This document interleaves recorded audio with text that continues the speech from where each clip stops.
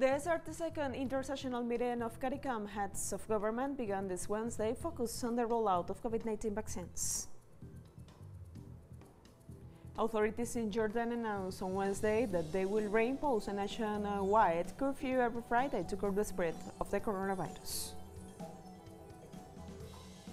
Former president and opposition leader of Ivory Coast, Enrique Nambidi, has called for people to turn out to vote in March 6 legislative elections. Hello, welcome to From the South. I am Janet Perez Moya from the teleSUR headquarters in Caracas, Venezuela. We begin with the news. Stay with us.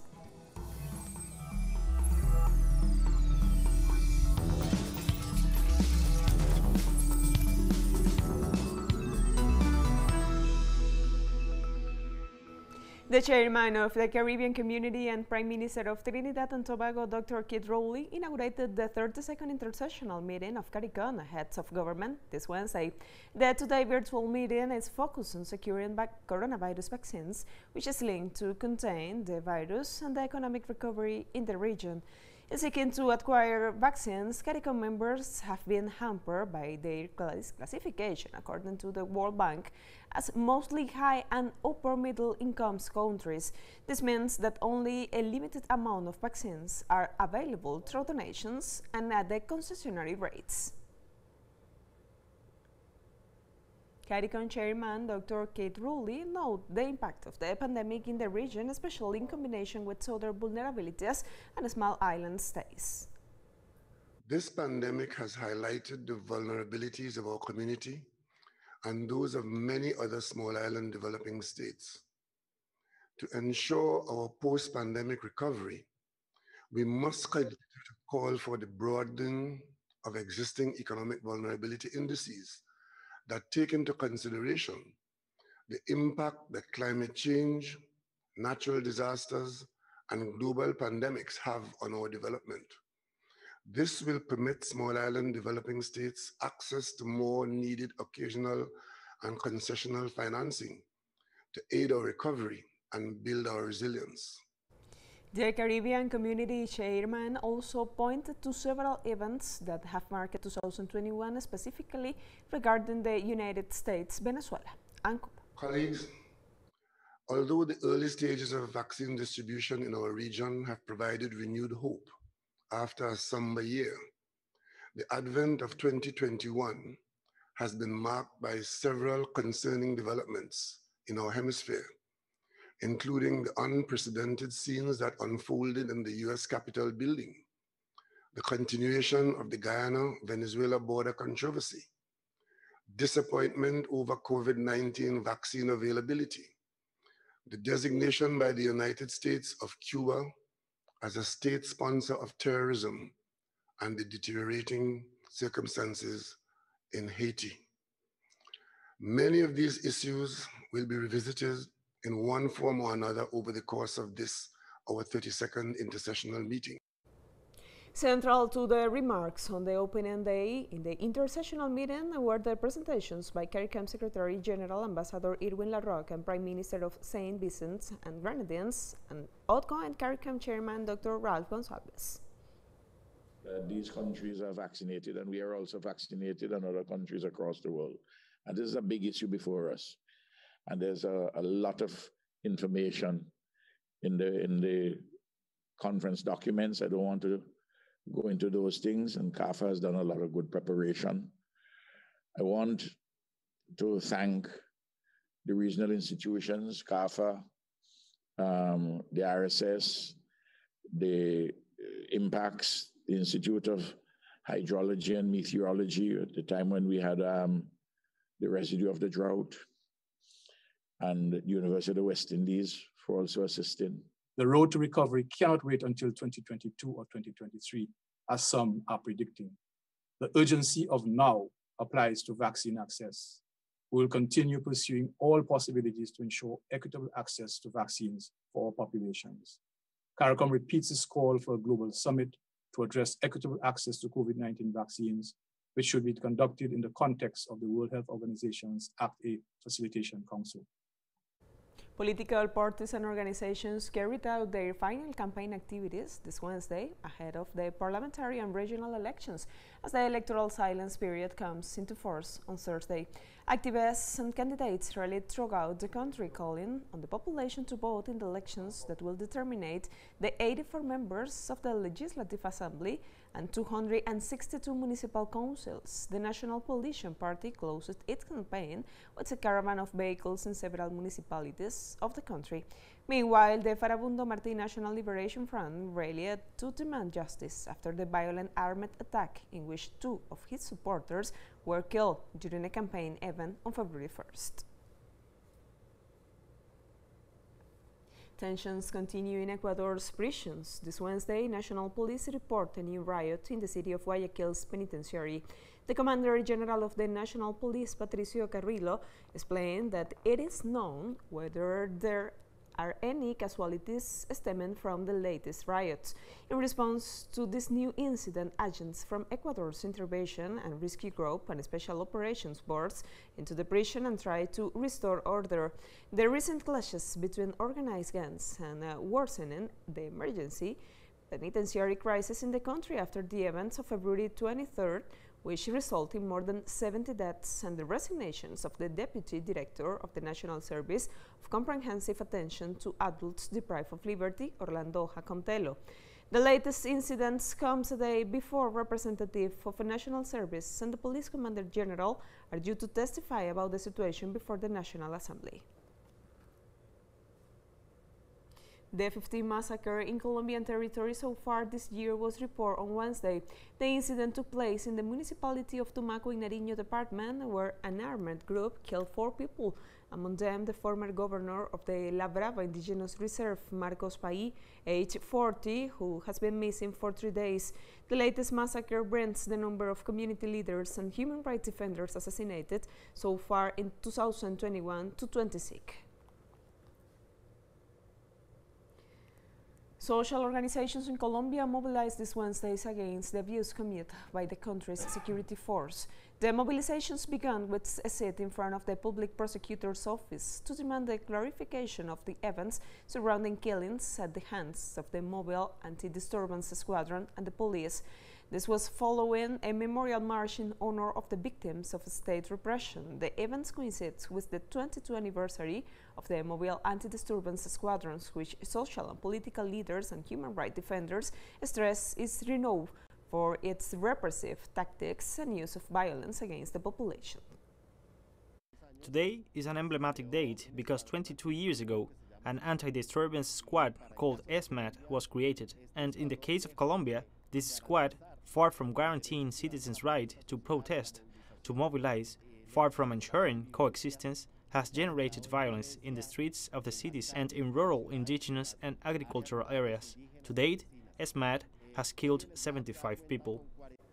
Venezuelan President Nicolás Maduro explained that during a meeting in the National Assembly, the head of the European Union delegation to Venezuela, Isabel Brilante Pedrosa, was declared persona non grata and gave her 72 hours to leave the territory. The Republic's Minister of Foreign Affairs proceeded to declare the European Union's ambassador persona non grata. We did not want to do this. We are doing it against our will, because we want to have the best relations with all of Europe, but we cannot accept that someone comes here to offend Venezuela. President Maduro also stressed that the European Union must reserve all the coercive measures imposed against Venezuela in order for full diplomatic relations to be reestablished. They interfere with the electoral authority, with the judiciary, with the legislative branch, with the armed forces, with the police forces, with the entire country. And what do they expect? Do they expect us to remain with our arms crossed? Do they expect us to thank them? No.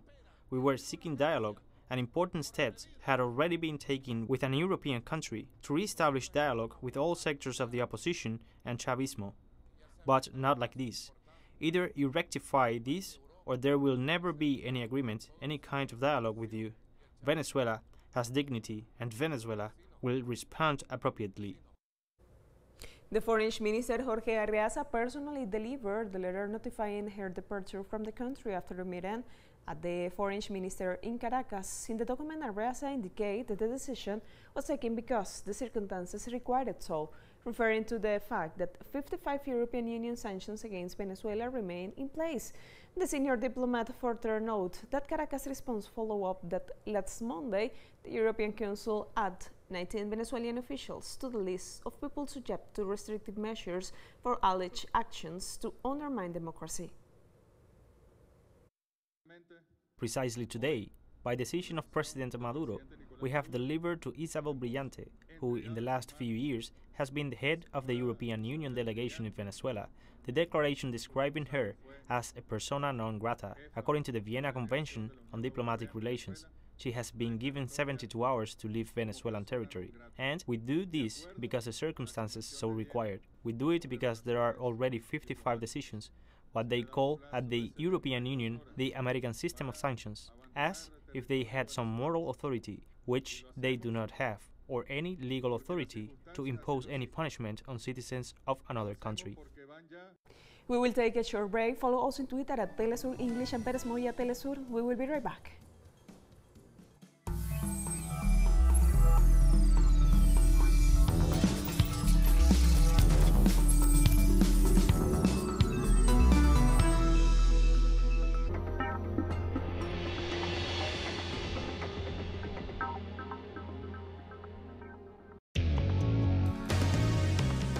A review of the world news that investigates, incites analysis and induces criticism, because every event has a context. Pusimos el punto en el. Dot in the I. Saturday, only on teleSUR.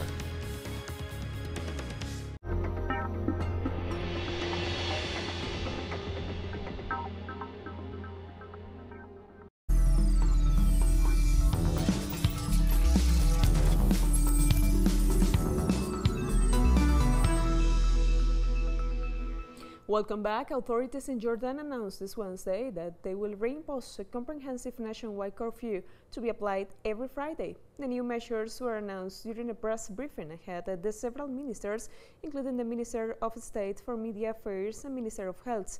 Punishments were announced for those who violate measures, such as not wearing a face mask. It was also confirmed that the variant of the coronavirus first discovered in the United Kingdom has now become predominant among cases recorded in the capital, Amman, and other neighboring areas. During a news conference with officials from the Pan American Health Organization held on Wednesday, Director Carissa Etienne warned that the region remains at the epicenter of the COVID-19 pandemic. Increasing access to COVID-19 vaccines in the Americas should be a top global priority. Our region has been hit harder by the pandemic than any other, and millions remain vulnerable to infection and death. Some 28 countries and territories have started delivering COVID vaccinations in our region after securing bilateral deals with manufacturers or receiving small donations from other countries. But this is not enough, and it is not acceptable. The life-saving power of vaccines should not be a privilege for the few, but a right for all, especially the countries at greatest risk, like those in the Americas, who remain the epicenter of the pandemic. South Africa plans to spend $688 million to vaccinate 2/3 of its population against COVID-19 and ensure economic recovery. We are allocating more than 10 billion rand for the purchase and delivery of vaccines over the next 2 years. But we do not stop there. We are increasing the contingency reserve from 5 billion to 12 billion to make provision for any further purchases of vaccines and to cater for any other emergencies. The South African economy is expected to rebound by 3.3% this year, following a 7.2% contraction in 2020, an average around 1.9% in the outer 2 years. Madam Speaker, honorable members, I am also hopeful because we are making meaningful progress in the implementation of our structural reform program. Our structural weaknesses limit the rate at which our economy can grow. Our structural reform agenda, as articulated in the Economic Reconstruction and Recovery Plan, is aimed at removing these brakes on economic growth. Malaysia kicked off its coronavirus vaccines campaign on Wednesday, with Prime Minister Muhyiddin Yassin receiving the first shot. Malaysian Health Minister Director General Nur Hisham Abdullah also received a shot. The inoculation campaign is being carried out with the Pfizer vaccine. The country signed deals with several vaccine suppliers, including Pfizer and AstraZeneca. Malaysia aims to vaccinate up to 80% of its 32 million people by next year. More than 500,000 healthcare and frontline workers will be given priority in the first phase. Ukraine launched its COVID-19 vaccination campaign this Wednesday in hopes of halting the spread of the coronavirus that has put a significant strain on the country's weak health system. Medical workers and military personnel in different regions of Ukraine were the first to get the shots of the Oxford AstraZeneca vaccine, 500,000 doses of which arrived in the country's capital from India on Tuesday. Ukraine expects to receive more than vaccines under the UN COVAX program. In addition, the country has seen an agreement to buy 1.9 million doses from Chinese company Sinovac. Ukraine is fully supplied for the first 2 waves of vaccination. We have an understanding regarding further vaccine supply to Ukraine. First of all, I'd like to inform that today we started a COVID-19 vaccination campaign. The Ministry of Health keeps its promises. As we announced earlier, the vaccination will begin in February and we started on time. This Thursday, Armenia's Prime Minister Nikol Pashinyan denounced an attempted military coup after the military's general staff demanded his resignation. Onik Gasparian, the chief of general staff of the Armenian army, along with other senior commanders, released a statement calling for Pashinyan to step down. The Prime Minister described the military's call as a coup attempt and urged his supporters to take to the street to resist. Pashinyan later announced the dismissal of the chief of general staff and joined his supporters marching through the streets of the capital, Yerevan. The unrest follows the end of a military conflict between Armenia and Azerbaijan last fall, widely seen as a victory for the latter during the 6-week conflict, which ended with a Russian broker trucks. Azerbaijan took control of several strategic cities and nearly 300 settlements and villages. We will take a short break. We have more stories coming up. Stay with us.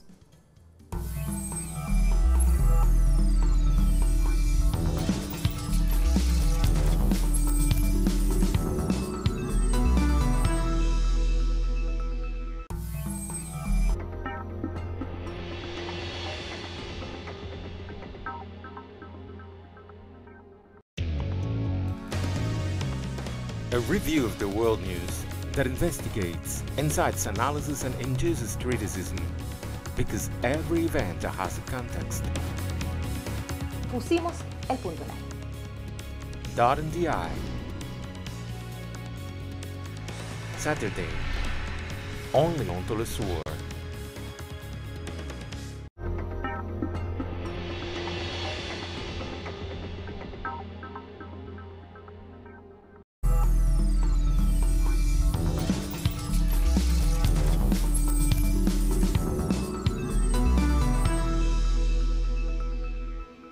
Welcome back. The former president and opposition leader of Ivory Coast, Henry Konan Bedi, called this Wednesday for massive votes in the March 6 legislative elections, thus joining former head of state Laurent Gbagbo, with whom he is allied. Bedi and Gbagbo did not recognize the October 2020 re-election of President Alassane Ouattara to a third term, but they nonetheless decided to participate in the legislative elections. President Gbagbo and I solemnly call on all the daughters and sons of Ivory Coast who love fraternity and democracy to participate in the legislative elections of March the 6th. We must, therefore, take the majority in the National Assembly to first balance the legislative, executive, and judicial powers in order to avoid the consolidation of absolute power in our country. Demonstrators clashed with police in the street of Niger capital Niamey as opposition candidate Mahaman Ousmane claimed victory in Sunday's presidential election despite the Electoral Commission announcing provisional results on Tuesday that gave ruling party candidate Mohamed Bazoum the win. The opposition leader claimed he narrowly won the elections. A day after official results said he lost by more than 11 percentage points. Police clashed with Ousmane supporters in Niamey on Tuesday after the announcement, and protests also took place in Zinder, the country's second largest city. According to a United Nations report, at least 41 people drowned over the weekend when their boats capsized in the central Mediterranean as they tried to reach Europe from Libya. The UN Migration and Refugee Agencies said in a joint statement that the deaths are among at least 120 asylum seekers in the Dinah that left Libya on February 18. The shipwreck took place 2 days later. A commercial vessel rescued the survivors and took them to the Sicilian port town of Porto. Over the last several years, hundreds of thousands of asylum seekers have reached Italy either on their own or being rescued at the sea. In 2021, there have been at least 160 deaths in the central Mediterranean Sea alone. This is the second deadliest shipwreck in the central Mediterranean in 2021, bringing the number of dead and missing up to some 160 people. That's why UNHCR and IOM jointly are calling European states to resume and strengthen Europe's search and rescue system. Brazilian President Jair Bolsonaro's destructive policy is of increasing mining activities in the Amazon rainforest are affecting the entire country. Our correspondent Brian Muir has the details.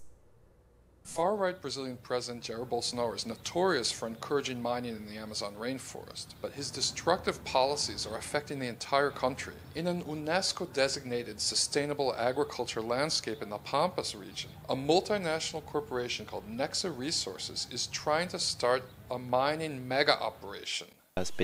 Researchers and the state government recognize through several studies that this is a priority area for conservation, especially because the area has been conserved. In other words, it is an asset that has the highest value in the world today. After the company announced its plans, a coalition of dozens of local farmers' associations, unions, and academic organizations called Agrupa was created, which fought and won a political battle, halting Nexa from opening a huge strip mine for lead 800 meters from the Camacua River. If it weren't for the people, the mine would already be operating here. But from the moment that the people mobilized, a lot of us united. This caused repercussions with the politicians, because we know that politicians depend on the people's approval. Immediately after the strip mining project was halted, Nexa Resources began new legal maneuvers to push the project through anyway, but Agrupa continues to fight back.